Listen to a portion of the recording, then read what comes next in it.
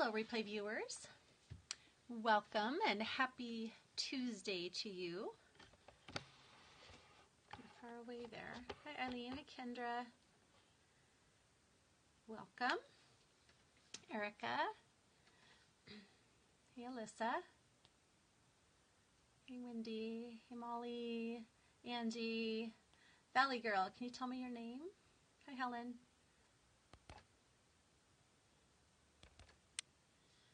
Good morning for me. Afternoon for many of you. Hi, Kimberly. Hi, Jessica. Tracy. Okay. Good morning. And L.R. Olson, can you remind me of your name as well? I know you were in here yesterday. Hi, Julie.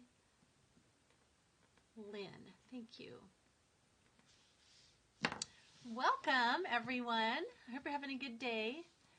Rustic Chicks Boutique, that's a cute name. Oh, I'm so glad that you're enjoying them, Tracy. So we had a winter storm advisory, which, I mean, I'm not surprised anymore by snow in the spring or sometimes even summer around here. We always get those days where people are like, I can't believe it's snowing, even though it does every year. But I don't ever remember having a winter weather advisory after spring starts. Jackhammers on your porch. Well, that sounds like fun. You're obviously having something fun happen. Helen, you had snow yesterday? Yeah, that's not surprising, I guess, for Maine. It actually was supposed to be a winter storm advisory. We were supposed to get 1 to 3 inches here in the valley, and then it kind of changed to only mountains. So we got this really slushy snow coming down, just nasty stuff. So no snow in Florida, yeah, I'm sure. But this always happens around here. I remember, I'm in Spokane, Washington, so I'm close to the Idaho border. I remember the day after I graduated from, hi Eileen, high school, yeah, Washington State. The day after I graduated from high school, which is the end of May, we had snow. And then my husband, a couple years ago, sent me a picture from where he was working, which is like a half an hour, it was a half an hour from us, but just a little bit, I think it's a little bit higher elevation. And it was June, and it was snowing out there. So things like that just happen. Yeah, I saw some pictures from Utah. I think Mari Smith was doing Facebook Live from Salt Lake City, and there was snowing in the background. So welcome. If you are new, I am Melissa from MakerySpace.com, where I educate and equip and encourage Etsy sellers in the more left-brain aspects of running a creative business. And if you want to see my past scopes, you can find links to all of those at MakerySpace.com/scope. And I give like the title of the scope, and then if I reference anything, hi Gianna, in the scope that needs a link, I link it underneath there as well. So today I want to talk a little bit about, how did I title it? Streamlining, outsourcing, and hiring. Yesterday, in case you didn't catch the blab, making it on Etsy blab, from Scotland, Helen. Oh, I would love to visit Scotland. If you didn't catch the Making It on Etsy blab with May Pack, one of the things she talked about was selling more without working more. And when I asked her what she meant by that, she was talking about, okay, so Wendy, if you go to blab.im/making it on Etsy. Oh, you know what? I even have a card for that. I'm going to show you. blab.im/making it on Etsy. And if you follow that account, then every time Dan schedules our new blab for the next week, yeah, take a screenshot if you like it, then you will get a notification that a blab has been scheduled, and you will get the title and who the guest is of who is going to be on the blab that next week.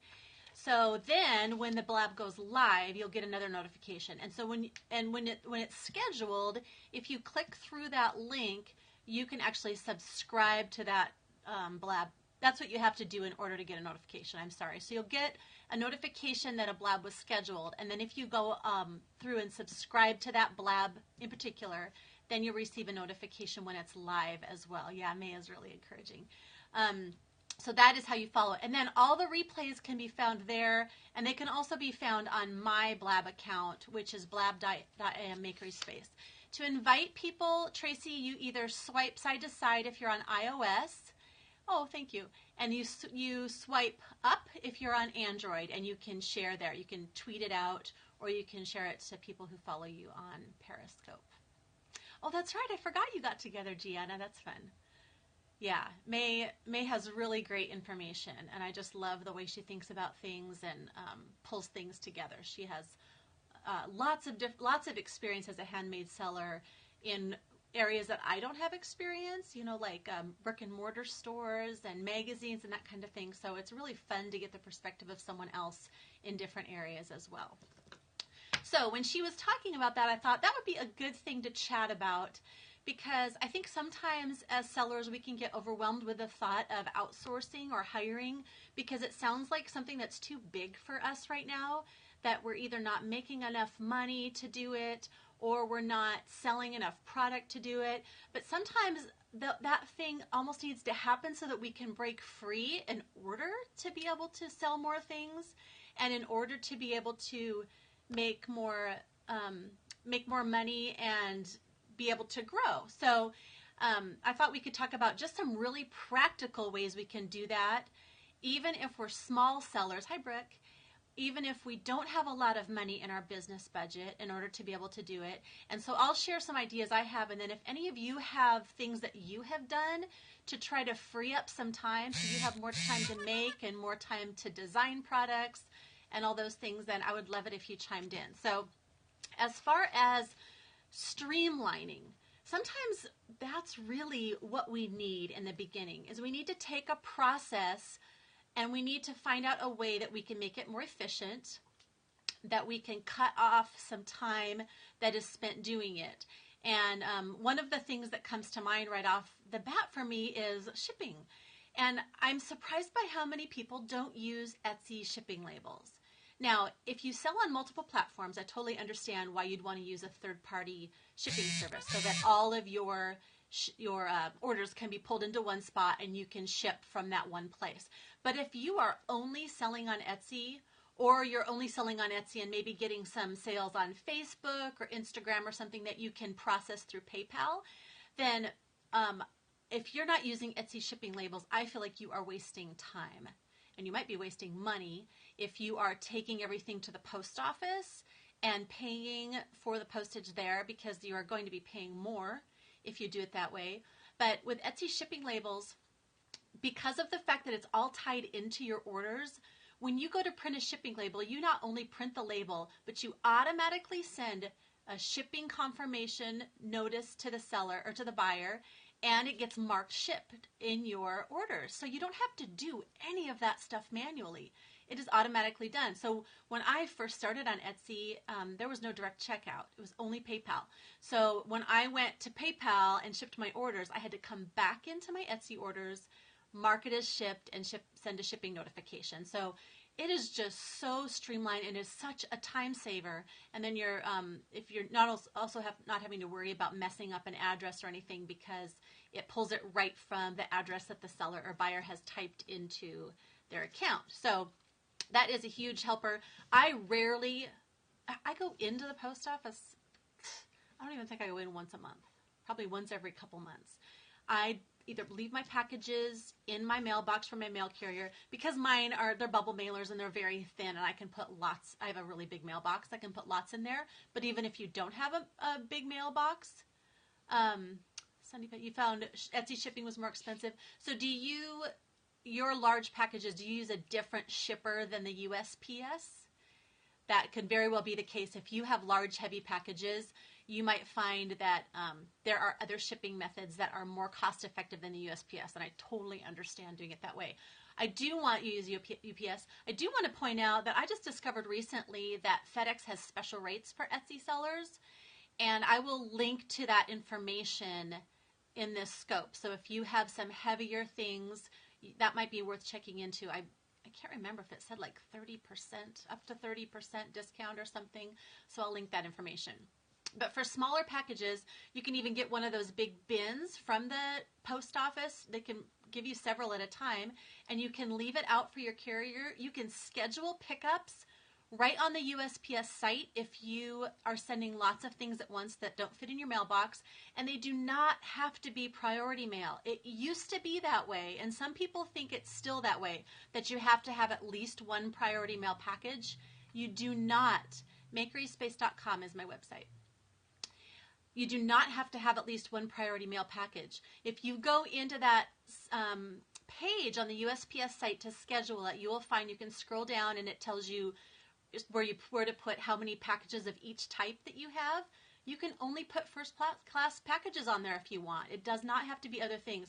It changed a year or two ago, Alyssa, but what's funny is at the top of that page on the USPS site, it says something about you can schedule for these types of services. They haven't changed that, but if you scroll down farther on the left, it has first class in their list, and then it has it where you fill out the form as well. So there's one little part they didn't change on that page, and I think that it leads people to believe you still have to have a priority mail package in there.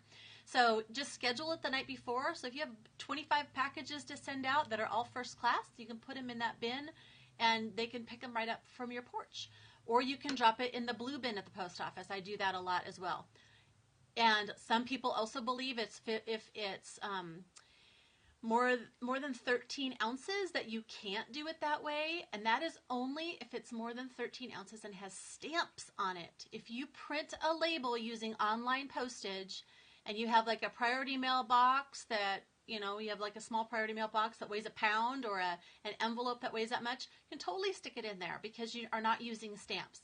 You can also put international orders in the blue boxes. That's another rumor I hear, that you can't put international orders in there, and you totally can. So those are some ways to streamline the shipping process so you're not spending a lot of time in line. And some people get, it depends on your post office. You might have some issues. There are people I've heard of that have issues with their packages not getting scanned at intake. I just use a really cheap scale. I'll show you.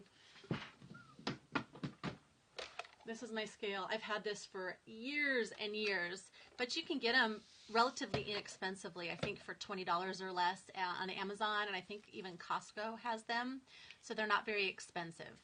And mine goes up to 3 or 5 pounds, which is fine for me because my packages are never over that. I actually got this. I used to be a mystery shopper when my oldest was tiny, so like 15 years ago, and I did a Starbucks mystery shop, and this is one of the things they sent so that I could complete it, and I got to keep it. So I've been using it. It's held up for 15 years or more. So with the shipping stuff, I would just recommend that you do everything that you can to save time. Oh, I know what I was saying. Some places have issues where their packages do not get scanned when they're dropped off because their post office does not do it. I have never had that problem. When I drop it in the blue box and I check it, I always end up finding out it got scanned right after 5 o'clock, which is the cutoff time. So my post office is wonderful. But if you have issues, then there may be times where you feel like you need to stand in line for a receipt. But I think that those cases are rare. I think usually it works just fine to have your carrier pick up the packages and scan. I always do the scan form for my carrier because it saves my carrier time, and I want my carrier to continue to love me. So if I have 20 packages in my mailbox, then she only has to scan that one form, and that can be generated when you print your Etsy labels.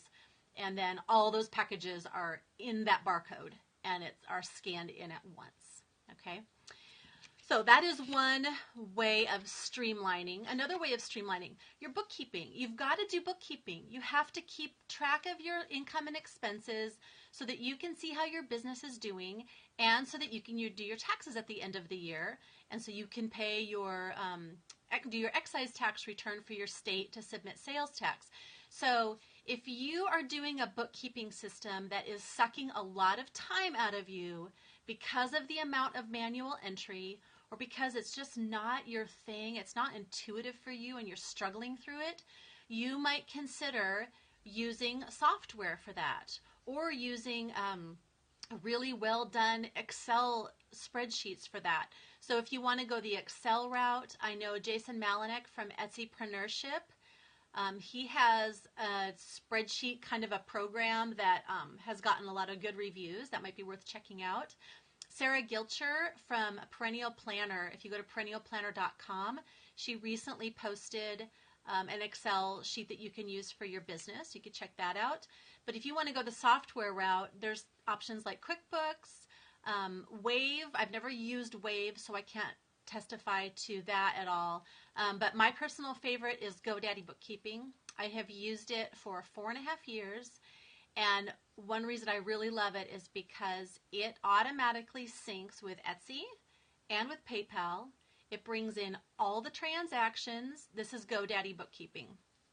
Pulls in all the transactions and categorizes all the parts and pieces. So every Etsy transaction, it categorizes what is income from sales, what is income from shipping, what is fee from listing, what's a fee from the transaction fee, what is the payment processing fee.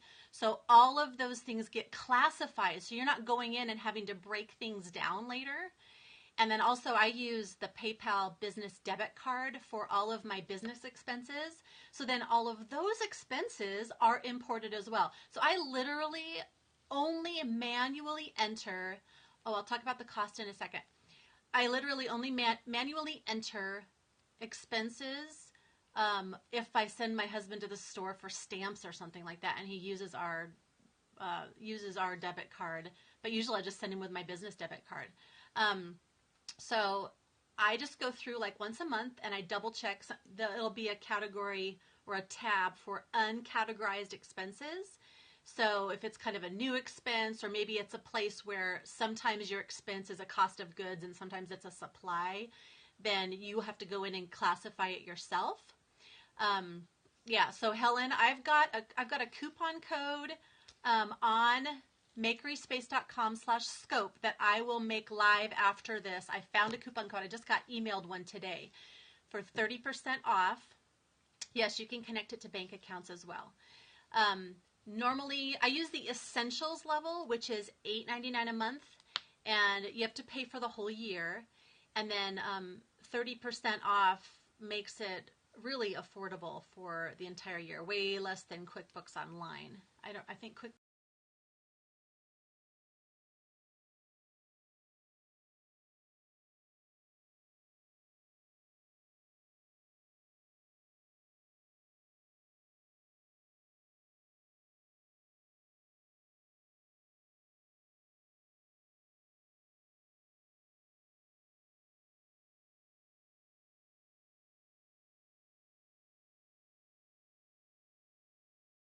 process is something that I'm totally on board.